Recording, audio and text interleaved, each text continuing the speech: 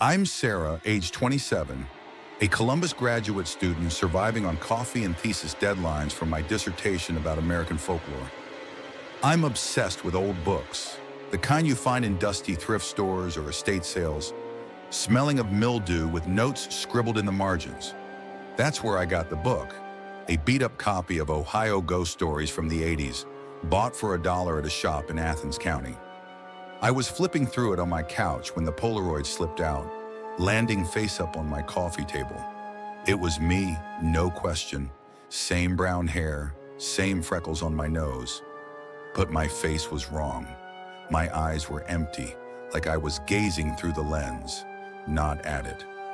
Behind me, the room had oolong yellow wallpaper, pulled off in strips, and a lone bulb suspended from the ceiling. I'd never been there, but it felt like something I couldn't recall, like a dream when you wake. It gets you. I turned the photo over, read the note again. Don't go back to 1427 Sycamore. It's waiting. My stomach twisted. I had no idea where any Sycamore Street was, but I looked it up. There is one in Millfield, a declining town an hour and a half outside Columbus. Millfield's alive only halfway. Just a diner, a gas station, some houses falling apart after the coal mines shut down in the 70s. No place I'd ever go. I tried to laugh it off, but my eyes kept drifting back to the photo. I taped it to my corkboard, along with my thesis notes, and tried to tell myself it was nothing. But later that night, I woke up sweating, my phone glowing beside me. The GPS on my phone was active, and the destination address was 1427 Sycamore Street. I hadn't turned it on. I shut it down, but the screen glowed, and for a split second, I could have sworn I saw the phrase, "You're already here." The next morning, I was a mess. Bags under my eyes, shaking hands from too much coffee and not enough sleep. I met up with friend Jake at the campus coffee shop. He's a history major, the kind of guy who thinks ghosts are just a matter of bad wiring and that urban legends are for suckers. I slid the Polaroid over to him across the table, watching for his response. "Dude," he replied, arching an eyebrow. "This is you. When did you take this?" I told him I didn't. His smile faltered when he scrutinized it, flipping it over to look at the message. "Surely some hipster art experiment," he told me, but his voice was too tight, as if he didn't believe it. I asked him if he'd heard of 1427 Sycamore. He had not, but he whipped out his phone and found a forum thread from 2011 on a site called Ohio Haunts. It was short from someone named Lost in Ohio. "Stay away from 1427 Sycamore. It steals fragments of you." The account had not updated since then. Jake laughed, but it wasn't based on anything. "Creepy, but it's just some troll," he said, giving the photo back to me. "Burn it and forget." I couldn't. At home, I just continued to stare at the Polaroid. I glimpsed things I had not seen before. A shadow on the wall, not mine but another's, thin and tall, just out of sight. My flesh crawled. It blended into the torn wallpaper, almost undetectable unless you looked hard. I told myself it was an effect of the light, but the shadow seemed to regard me. That night, I dreamed about the house. The air was thick, smoky, like moldy fruit, and I stood stock still in that room, unable to move. Something was whispering my name in the corner, low and creaky, like a smoker taking pleasure in the sound. I awoke in haste, my phone ringing. The GPS remained open, the map centered on 1427 Sycamore. I removed the app, but an hour went by, and it was back on my phone again, reinstalled, bookmarked the destination. I called my mom the next day, hoping she would ground me. She's practical, doesn't believe what she can't see. When I mentioned the Polaroid, she was quiet too long. "Throw it out, Sarah," she said in her crisp voice. "Don't mess around with things like that." I shoved her, but she wouldn't say anything, just kept saying that I should leave it alone. I said nothing about the GPS or the dreams. I didn't want her to think that I was crazy. but I couldn't help but think about Millfield. I investigated online, discovering fragments of information about the town. 80s missing persons ads, reports of houses that changed overnight, flashes of light in vacant windows. One of the blogs referred to a local legend regarding a house on Sycamore Street that keeps people. No details, just enough to get my heart going. Day 4, I was operating at bare minimums. My apartment was off, too quiet, as if air was simply taking its breath. Every groan sounded like footsteps, every shadow a second too late. I clutched the Polaroid in my pocket, not risking leaving it there. I knew I was crazy, but I decided to go to Millfield. I had to see the house, to make myself believe it was a prank, or maybe to get an idea of why my face was included in that photo. I filled a bag, grabbed my phone, and drove out on a Saturday morning. The ride to Millfield was deserted, with bare trees lining the road and rusty guardrails on the side. The blue sky was in contrast to the thick air, as if something was brewing inside my car. My radio sputtered, spewing out static. And then there was a voice, a deep, gravelly man's voice. "You're close." I flipped the switch off, my hands trembling so violently that I almost lost control of the car.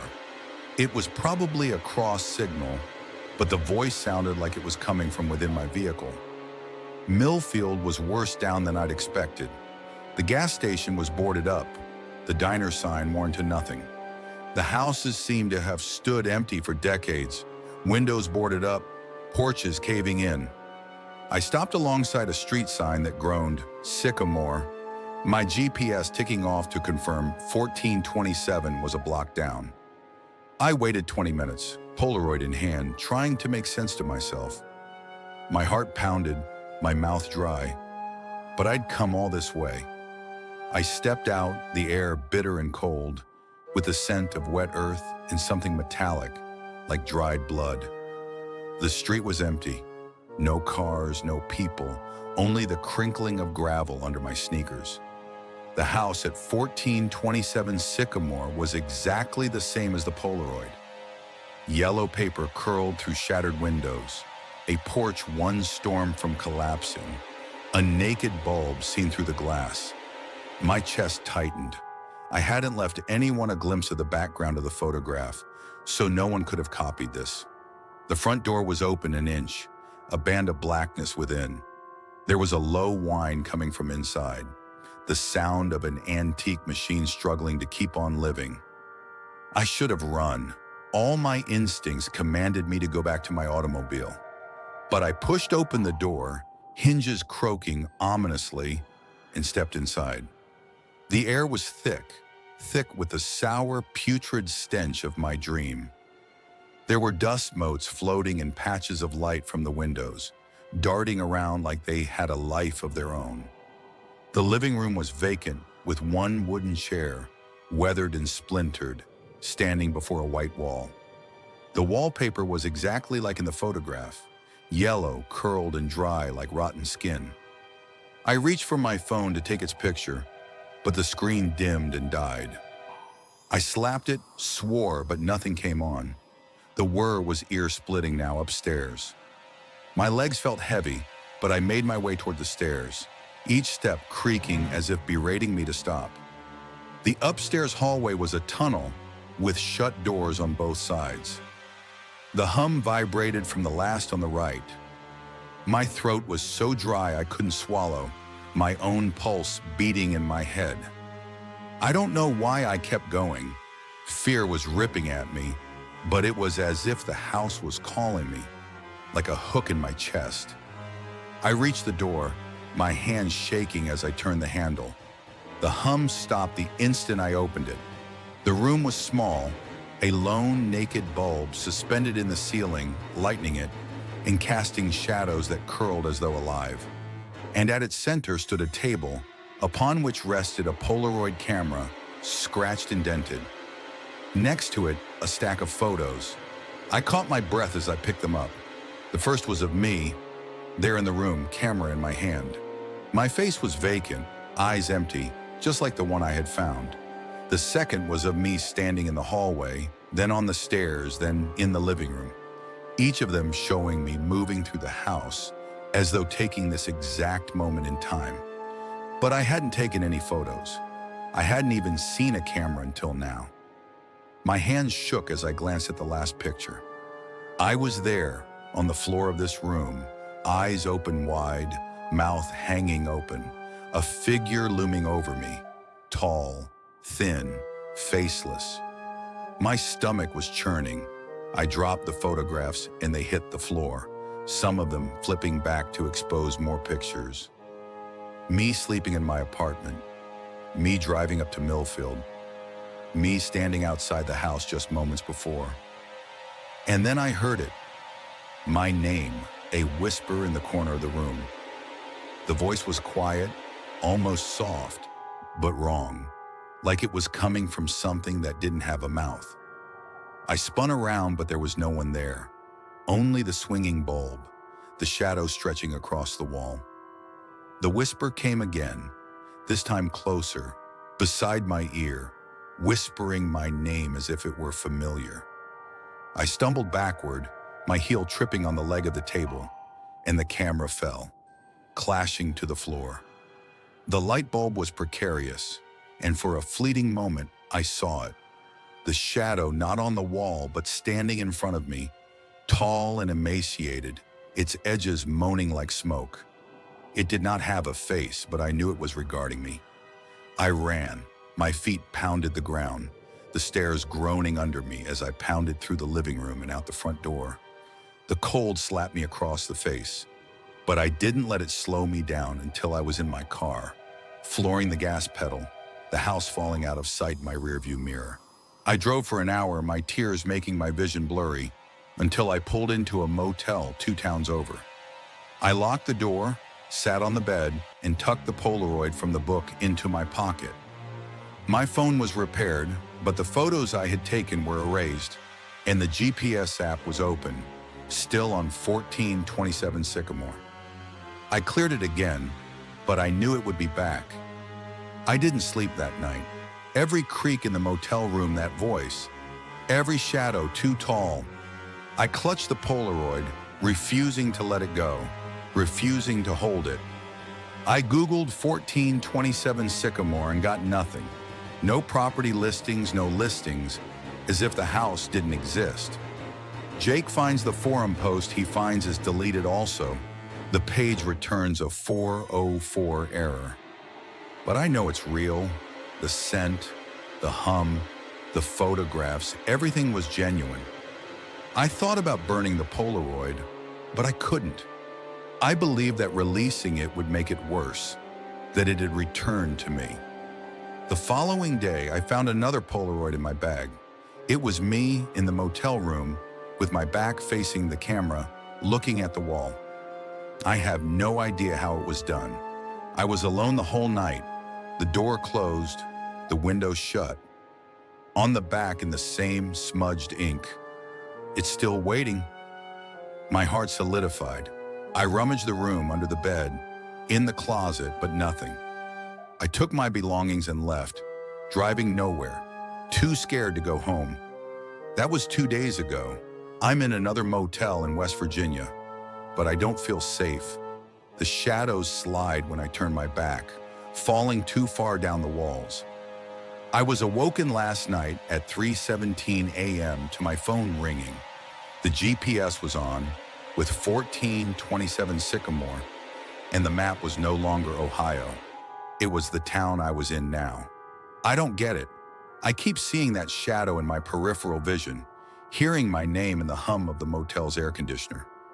I've started finding more Polaroids. In my car, slipped into my wallet, tucked under my pillow. One of them shows me closer to something, someone I have not lived. Me in a twilight field, me in an unfamiliar basement, me with my eyes closed, the shadow closer each time. I do not know what it wants, but it is not letting me go. I am not able to go back to Millfield, but I believe it does not matter. It is not the house. It's something other, something that has been following me ever since I discovered that first picture. Story number 2. It was a final fall outing. We were hiking in the Ouachita Mountains of Arkansas. Yeah, there's that Arkansas again. I'm from there. And my wife, Haley, had just transferred from Chicago to live with her high school sweetheart.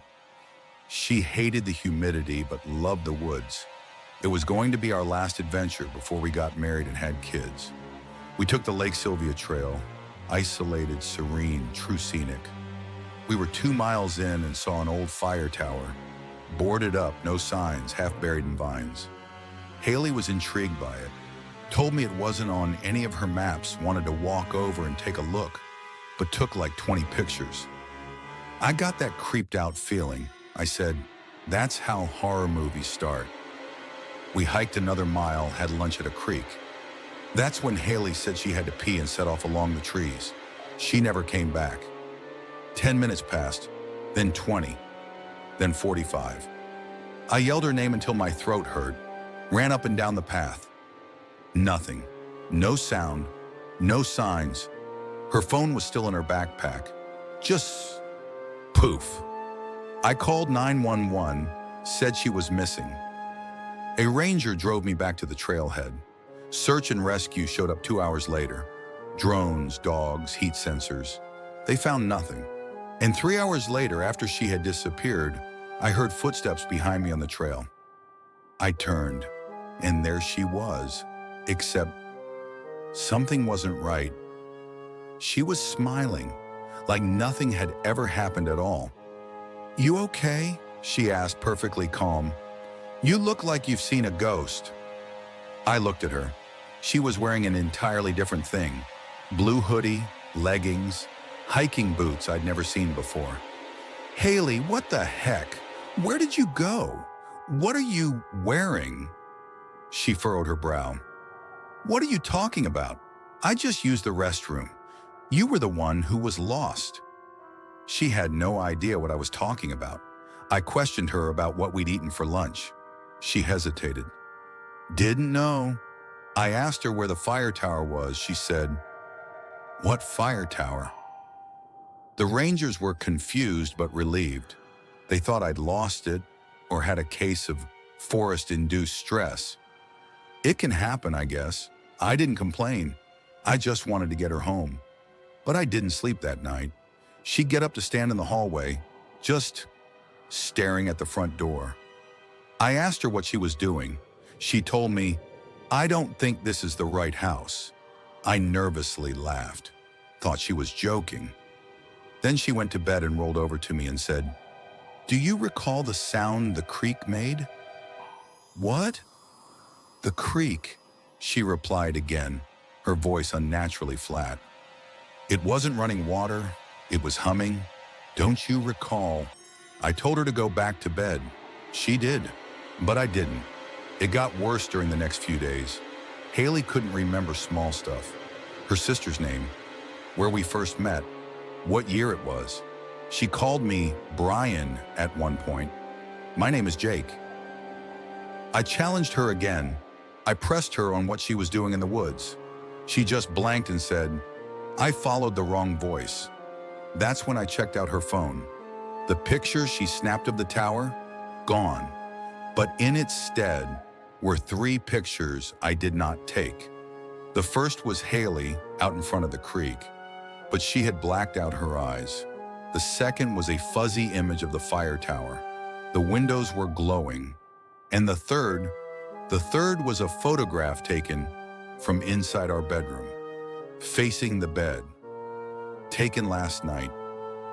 I locked myself in the bathroom and vomited.